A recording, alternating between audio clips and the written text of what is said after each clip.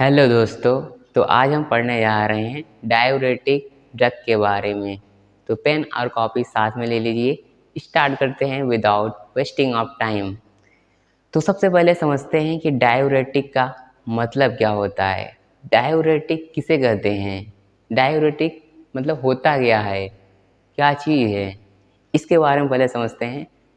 फिर उसके बारे में हम पढ़ेंगे जो हमारे फार्माकोगनोसिस सिलेबस में दिया हुआ है, दो ड्रग्स पुनर्नवा और गोफ्रू। सबसे पहले समझते हैं कि डायूरेटिक्स है क्या। इसके बारे में पहले समझ लेंगे कि ये क्या चीज़ होता है, उसके बाद उसके ड्रग्स के बारे में पढ़ेंगे तो थोड़ा समझने में आसानी हो जाएगी। तो स्टार्ट करते हैं। तो डायूरेटिक दो सब्सटेंस आर प्रमोट और increases urine outflow from the body. मतलब ऐसा सब्सटेंस जो हमारे बॉडी से यूरिन सिक्रेशन के प्रोडक्शन और उसके आउटफ्लो को बढ़ा दे, उसी को कहते हैं डायूरेटिक। क्या चीज़? ऐसा सब्सटेंस जो हमारे बॉडी से यूरिन के प्रोडक्शन और उसके आउटफ्लो को बढ़ा दे, उस सब्सटेंस को कहा जाता है डायूरेटिक। एंड दूसरा टर्म होता है डाईयूरेसिस। डाईयूरेसिस का क्या मतलब होता है? तो an increases production and excretion of urine. जो बॉडी में यूरिन का प्रोडक्शन और एक्सक्रेशन की प्रोसेस इंक्रीज हो जाती है, इस प्रोसेस को कहा जाता है डाईयूरेसिस। दोनों में अंतर समझिए। डायूरेटिक एक सब्सटेंस है और डायूरेसिस एक प्रोसेस है। डायूरेटिक एक सब्सटेंस है और डायूरेसिस एक प्रोसेस है। डायूरेटिक सब्सटेंस के कारण डायूरेसिस प्रोसेस हो रही है। डायूरेटिक का मतलब ऐसा कोई सब्सटेंस जो हमारे बॉडी में यूरिन के प्रोडक्शन को बढ़ा दे, जिससे यूरिन बहुत ज़्यादा मात्रा में बनने लगे और बॉडी से बहुत ज़्यादा मात्रा में बाहर एक्सक्रीट कर दी जाए। एक्सक्रीट का मतलब हमारे बॉडी से बाहर निकाल दिया जाए। तो ये किस कारण से हो रहा है? जिस कारण से मतलब जिस सब्सटेंस से हो रहा है उसको कहते हैं डायूरेटिक। और जो बॉडी में यूरिन का प्रोडक्शन बढ़ जा रहा है और साथ ही साथ उसको बाहर निकालने की प्रोसेस जो बढ़ जा रही है, इस प्रोसेस को कहा जाता है डायूरेसिस। यानी डायूरेटिक वर्ड सब्सटेंस को डिनोट करता है और डायूरेसिस वर्ड एक प्रोसेस को डिनोट करता है। वो प्रोसेस क्या है? जो हमारे बॉडी में उस सब्सटेंस के कारण यूरिन का प्रोडक्शन बढ़ जा रहा है और प्रोडक्शन बढ़ने के साथ साथ, अब प्रोडक्शन जब बढ़ रहा है, यूरिन का बन रहा है, क्या उसे स्टोर करके रखेंगे? नहीं, यूरिन को तो स्टोर करके रखेंगे नहीं। उसको क्या होगा? बॉडी से बाहर निकालना होगा। तो अगर यूरिन का प्रोडक्शन बढ़ेगा यानी यूरिन को बॉडी से बाहर निकालने के लिए प्रोसेस भी बढ़ेगी। तो दोनों एक दूसरे के प्रोपोर्शनल है। प्रोडक्शन बढ़ा तो यूरिन को एक्सट्रैक्ट आउट करने के लिए प्रोसेस भी बढ़ेगी। तो इस प्रोसेस को कहा जाता है डायूरेसिस। और डायूरेटिक एक सब्सटेंस है। तो आई होप कि आपको ये दोनों में अंतर क्लियर हो गया होगा कि डायूरेटिक वर्ड सब्सटेंस को डिनोट करता है जिसके कारण डायूरेसिस प्रोसेस होती है। ये प्रोसेस होता कैसे है? They act directly on kidney and primary increases excretion of water and ions. जब हम डायूरेटिक सब्सटेंस इंटेक करते हैं यानी खाते हैं, तभी क्या करते हैं, जा करके हमारे किडनी पर एक्ट करते हैं और एक्ट करके इंक्रीज कर देते हैं। क्या इंक्रीज कर देते हैं? Excretion of water and ions. Water और आयन का एक्सक्रीशन इंक्रीज कर देते हैं, जिससे ज़्यादा मात्रा में यूरिन का फॉर्मेशन होती है। यूरिन का फॉर्मेशन ज़्यादा मात्रा में होती है तो उसको बॉडी से स्प्रेड आउट करना बहुत ही ज़रूरी हो जाता है, क्योंकि यूरिन तो बॉडी स्टोर करेगा नहीं, उसको बाहर निकालना है। ये जो लाइन है ये मैकेनिज्म को बता रहा है कि जो भी डायूरेटिक होगा वो कैसे एक्ट करेगा। वो जा करके हमारे किडनी पे एक्ट करेगा, किडनी पे एक्ट करके वो वाटर और आयंस को एक्सक्रीशन को बढ़ा देगा। आयन कौन कौन से होंगे? या sodium, potassium, chlorine and bicarbonate. In ions के एक्सक्रेशन का मतलब होता है किडनी से फिल्टर करके उसे यूरिन के थ्रू बाहर निकालना। And in kidney they act on Henle loop, collecting duct and distal tubule. इतना डीप में तो नहीं पूछेगा, ये आपको एक्स्ट्रा नॉलेज के लिए बता रहा हूँ कि किडनी में भी वो कहाँ ऐड करेगा, क्योंकि किडनी एक तो ऑर्गन है, ये हेनेल लूप, कलेक्टिंग डक्ट और डिस्टल ट्यूब्यूल ये किडनी के पार्ट हैं जहाँ पर डायूरेटिक सब्सटेंस एक्ट करते हैं। I again repeated, in kidney they act on Henle loop, collecting duct and distal tubule. ये तीनों किडनी के पार्ट है जहाँ पर डायूरेटिक जाकर एक्ट करते हैं और वाटर आयन के एक्सक्रीशन को बढ़ा देते हैं। आई होप कि आपको ये कॉन्सेप्ट क्लियर हो गया होगा। तब इसके आगे हम पढ़ेंगे डायूरेटिक ड्रग के बारे में, जैसा कि हमारे डिफॉर्म सिलेबस में दिया हुआ है। तो नेक्स्ट ड्रग पढ़ेंगे हम पुनर्नवा के बारे में।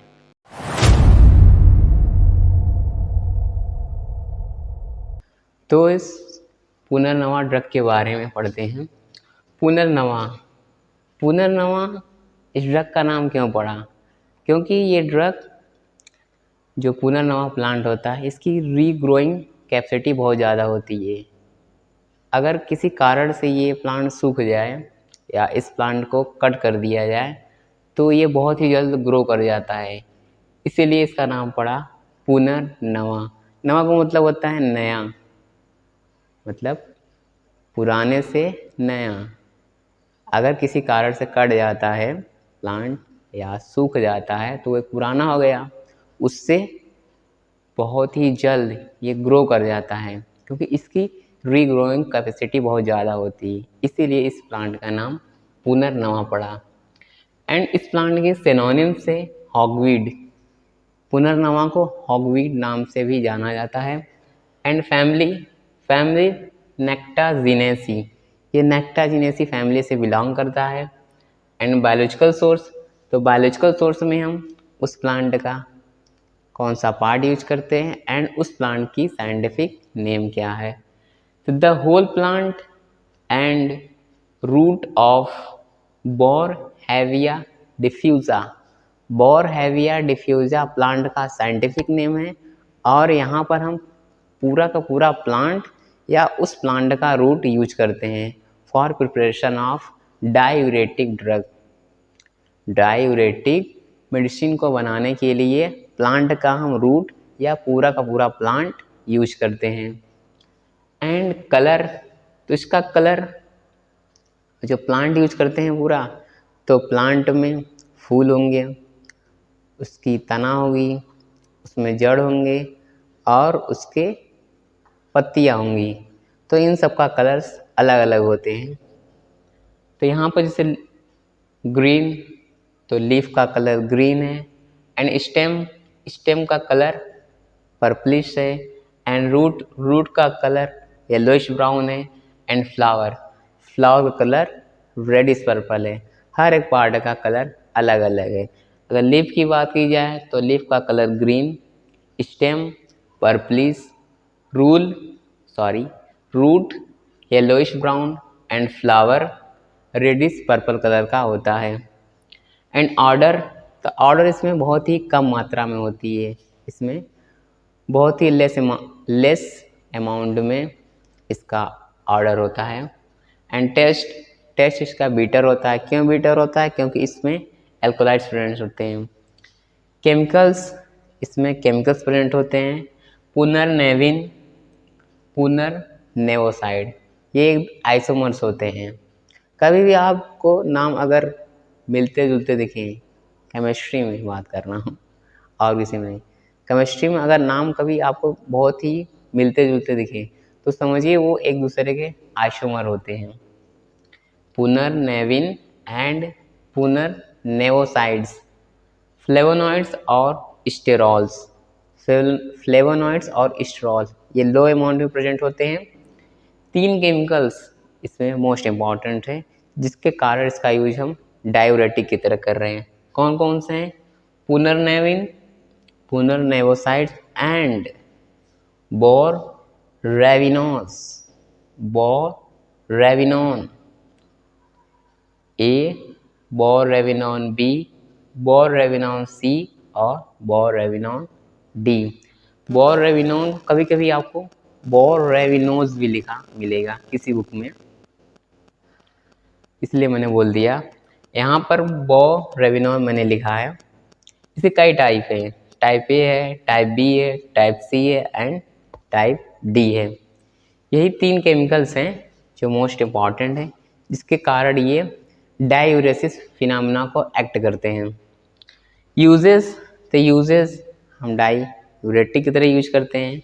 एंड स्पेक्टोरेंट, स्पेक्टोरेंट का मतलब होता है कि हमारे लंग्स में जो कफ होते हैं जमे, उसको बाहर निकालने के लिए इस ड्रग्स का यूज करते हैं। स्पेक्टोरेंट का मतलब हमारे लंग्स में जो कफ, जिसे इंग्लिश में स्प्यूटम कहते हैं, उसको लंग्स से बाहर निकालने के लिए हम पुनर्नवा ड्रग का यूज करते हैं। एंड जॉइंडिस और पीलिया में भी इसका यूज करते हैं। और साथ ही साथ लीवर में कोई भी डिसऑर्डर हो तो उसको ट्रीटमेंट के लिए हम पुनर्नवा का यूज करते हैं। And treatment of oedema, oedema का मतलब होता है बॉडी स्वेलिंग। जब हमारी बॉडी स्वेलिंग कर जाती है, स्वेलिंग का मतलब होता है फूलना। जैसे कोई पर्सन होते हैं जिनका शरीर काफ़ी फूल जाता है, उनको उतनी पावर नहीं होती, मतलब उनके बॉडी के अंदर उतना एनर्जी नहीं होता, बस उनका शरीर देखने में लगेगा बहुत ही मोटे हैं, क्योंकि उनका बॉडी से फूल जाता है और अंदर से उतनी एनर्जी और पावर नहीं रहती। तो एक बीमारी होता है जिसे ओडिमा कहते हैं, उसके ट्रीटमेंट में हम पुनर्नवा का यूज करते हैं। And enlargement of spleen, spleen आपने शायद सुना होगा, स्प्लीन को ग्रेवयार्ड ऑफ आरबीसी कहते हैं। आरबीसी का कब्रगाह, जहाँ पर आरबीसी जब डिस्ट्रॉय हो जाता है जाके स्टोर होता है। तो कभी कभी हमारे बॉडी में स्प्लीन इनलार्ज हो जाता है, स्प्लीन की साइज बढ़ जाती है, तो उसके ट्रीटमेंट में हम यूज करते हैं। एंड एब्डोमिनल पेन, कभी कभी एब्डोमेन में हमें दर्द होता है तो उसको ट्रीटमेंट में हम पुनर्नवा का यूज करते हैं।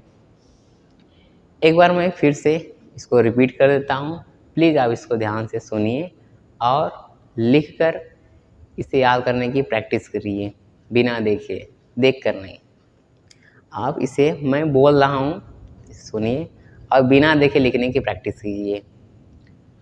तो पुनर्नवा की जो सिनोनिम्स होती है उसे हॉगवीड कहते हैं। हॉगवीड के नाम से हम पुनर्नवा को जानते हैं। सिनोनिम्स का मतलब ये होता है कि किस और नाम से उस चीज़ को जाना जाता है।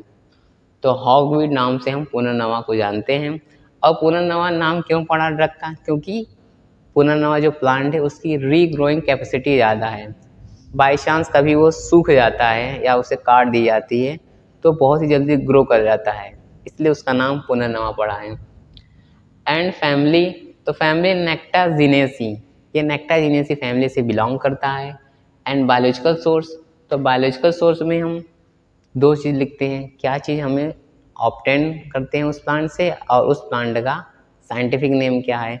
तो यहाँ पे पुनर्नवा का साइंटिफिक नेम है Boerhavia diffusa. Boerhavia diffusa plant का साइंटिफिक नेम है। And the whole plant and roots, कभी कभी हम रूट्स या पूरी की पूरी प्लांट हम एज ए मेडिसिन प्रिपरेशन में यूज करते हैं। एंड कलर, तो लीफ का कलर ग्रीन, स्टेम का कलर पर्पलिश एंड रूट का colour yellowish brown and flower का कलर रेडिश पर्पल होता है। ऑर्डर, इसमें ऑर्डर बहुत ही कम होती है। ऑर्डर का मतलब होता है स्मेल, तो स्मेल इसमें बहुत ही कम होता है। टेस्ट बीटर होता है। बीटर क्यों होता है? क्योंकि इसमें एल्कोलाइड्स प्रेजेंट होते हैं। एल्कोलाइड्स कौन कौन? पुनर्नेविन और पुनर्नेवोसाइड्स, बोररेविनोन ए, बोररेविनोन बी, बोररेविनोन सी और बोररेविनोन डी। ये बोर्नोविनोन केमिकल्स के अलग अलग टाइप्स हैं एंड स्मॉल अमाउंट्स में इसमें प्रेजेंट होता है फ्लेवेनॉइड्स और स्टेरॉल्स। इसका यूजेस तो केमिकल के बेसिस इसका हम यूज करते हैं। तो फर्स्ट अगर डायूरेटिक कैटेगरी में पढ़ते हैं तो यूजेस हम डायूरेटिक की तरह करते हैं। एंड एक्सपेक्टोरेंट का मतलब है कि हमारे लंग्स से कफ को बाहर निकालने के लिए हम पुनर्नवा का यूज करते हैं। जॉइंटिस पीलिया में इसका यूज किया जाता है। ट्रीटमेंट ऑफ ओडिमा, जब हमारे बॉडी स्वेलिंग हो जाती है, स्वेलिंग होता है हमारी बॉडी सूजन आ जाता है, फूल जाती है, तो उसको ठीक करने के लिए हम पुनर्नवा ड्रग का यूज करते हैं। एंड इलाजमेंट ऑफ स्प्लीन, कभी कभी स्प्लीन की साइज बढ़ जाती है तो उसको नॉर्मल करने के लिए हम पुनर्नवा ड्रग का यूज करते हैं। एंड एब्डोमिनल पेन, कभी कभी एब्डोमेन में हमें दर्द होता है तो उसको ट्रीटमेंट के लिए, उसको ठीक करने के लिए हम पुनर्नवा ड्रग का यूज करते हैं। मेन इंपॉर्टेंट इसका यूज होता है diuretic and treatment of oedema और जॉइंटिस। ये 3 यूजेस बहुत लिखना ज़रूरी है क्योंकि इसका मेनली अगर बात की जाए तो डायूरेटिक की तरह किया जाता है, पर कभी कभी इसको जॉइंटिस और ओडिमा जैसे बीमारियों में भी प्रिस्क्राइब किया जाता है। और enlargement of spleen, abdominal pain, इन सब में बहुत ही कम यूज किया जाता है, बट सबसे ज़्यादा मात्रा में डायूरेटिक और उससे कम बात की जाए तो ओडिमा और जॉइंटिस इसमें यूज किया जाता है। तो आई होप आपको इतना कॉन्सेप्ट क्लियर हो गया होगा। अब हम नेक्स्ट टेक्स्ट पढ़ेंगे हम कोकरू के बारे में।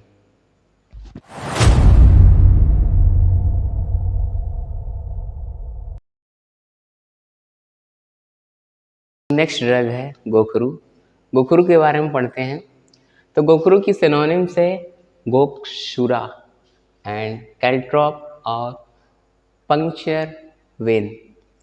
3 सिनोनिम्स है गोखरू का, Gokshura, caltrop and puncture vine. इन 3 नामों से गोक्षुरा को जाना जाता है। And family zygophyllaceae, zygophyllaceae family से गोखरू बिलोंग करता है। एंड बायोलॉजिकल सोर्स, तो बायोलॉजिकल सोर्स में the dried ripe fruit obtained from Tribulus terrestris. Tribulus terrestris plant का साइंटिफिक नेम है और इस प्लांट से हम उसका ड्राइड राइप फ्रूट ऑब्टेन करते हैं, मतलब सूखा पका हुआ हम फल यूज करते हैं for preparation of diuretic medicine. देखिए जब उसका फल लेंगे तो वो पका होना चाहिए, कच्चा यूज नहीं किया जाता। ये ध्यान देने वाली बात है कि जब भी हम उसका फ्रूट लेंगे मेडिसिन को बनाने के लिए तो उसका पका हुआ फ्रूट लेंगे, कच्चा नहीं लिया जाता। और ट्राइब्यूलस टेरेस्ट्रीज इस प्लांट का साइंटिफिक नेम है। एंड कलर इसका greenish to greenish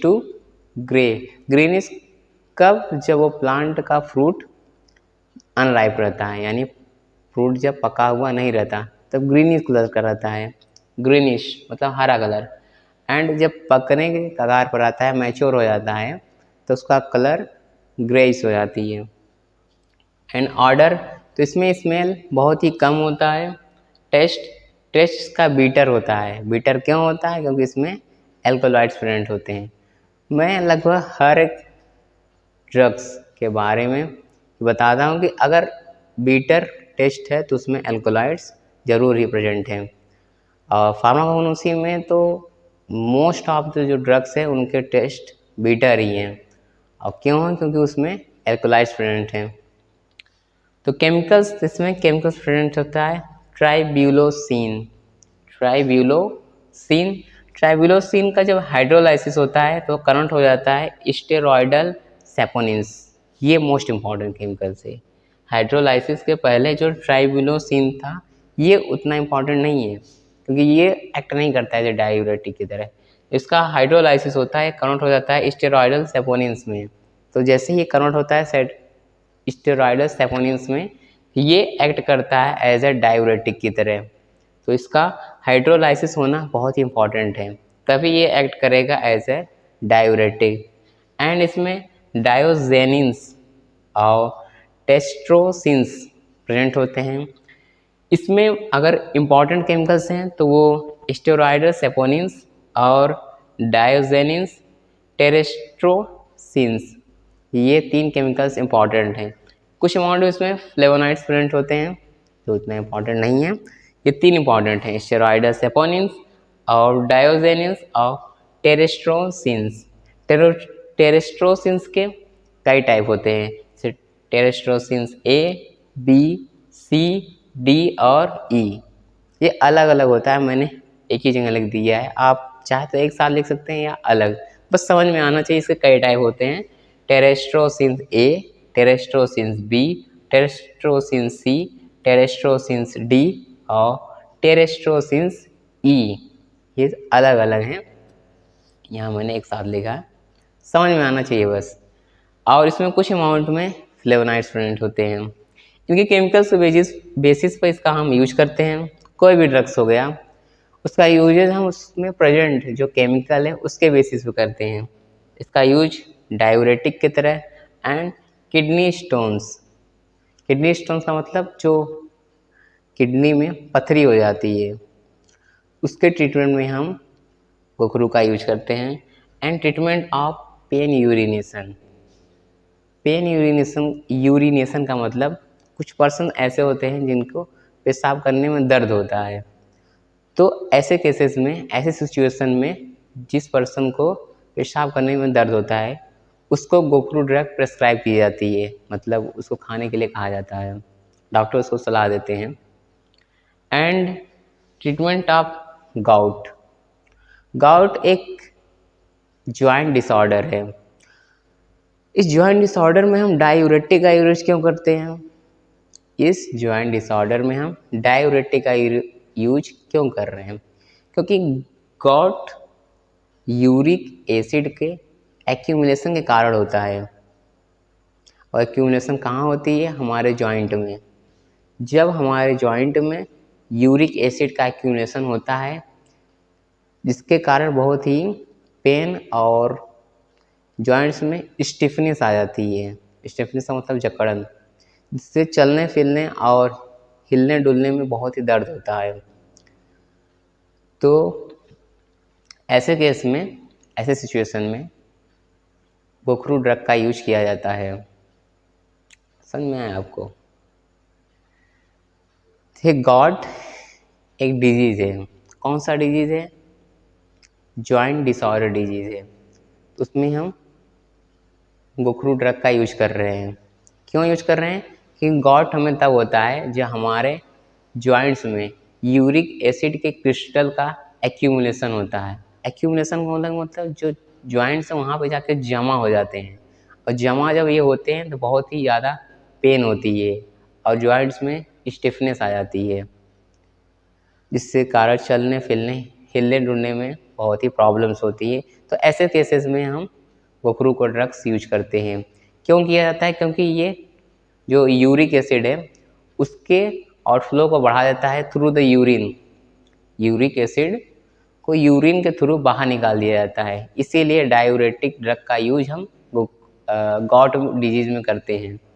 and also uses preparation of the Chyawanprash and Dashmool Arishta. Chyawanprash जो हम डेली खाते हैं उसके प्रिपरेशन में भी हम इसका यूज करते हैं, गोखरू का। तभी च्यवनप्राश खाना बहुत ही ज़रूरी होता है। डॉक्टर सजेस्ट भी करते हैं कि च्यवनप्राश आप डेली खाइए 1 चम्मच, आपका बॉडी हेल्थी रहेगा। हमें खाना भी चाहिए। And preparation of Dashmool Arishta. अभी दाशमूल अरिस्ता क्या चीज़ है? दाशमूल अरिस्ता एक टाइप ऑफ आयुर्वेदा प्रिपरेशन है। इसके बारे में हम आगे पढ़ेंगे जब आयुर्वेदा चैप्टर आएगा। आयुर्वेदा चैप्टर जब आएगा आगे तो हम उस चैप्टर में हम पढ़ेंगे आयुर्वेदा सिस्टम में दाशमूल अरिस्ता का प्रिपरेशन कैसे होता है। अभी आप सिर्फ ये जान लीजिए कि गोखरू का यूज कहाँ कहाँ करते हैं। इस चीज़ को मैं एक बार फिर से रिपीट कर देता हूँ, प्लीज़ आप इसे ध्यान से सुनते रहिए। तो गोखरू का जो सिनोनिम्स होता है उसे गोक्षुरा, कैल्ट्रॉप और पंक्चर विन 3 नामों से जाना जाता है। कौन कौन से? गोक्षुरा, कैल्ट्रॉप और पंक्चर विन। और इसकी फैमिली तो ज़ाइगोफाइलेसी फैमिली से गोखरू बिलोंग करता है। एंड बायोलॉजिकल सोर्स में हम कौन सा पार्ट उसका यूज करते हैं और उसका साइंटिफिक नेम क्या है, ये चीज़ लिखते हैं।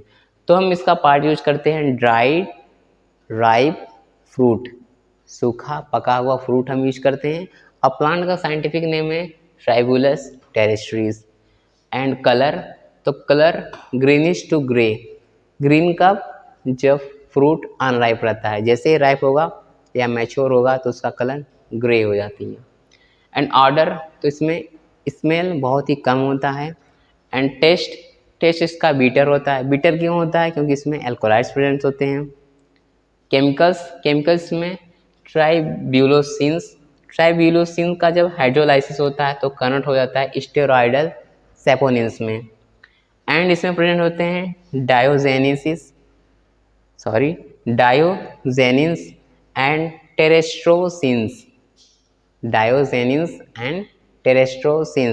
टेरेस्ट्रोसिन्स के कई टाइप हैं, A, B, C, D और E। और इसमें स्मॉल अमाउंट्स में प्रेजेंट होता है फ्लेवोनॉइड्स जो इसमें प्रेजेंट होता है उसका अमाउंट बहुत कम होता है। इसका यूजेज अगर हम डायूरेटिक की कैटेगरी में पढ़ रहे हैं तो उसका यूज हम डायूरेटिक की तरह करते हैं।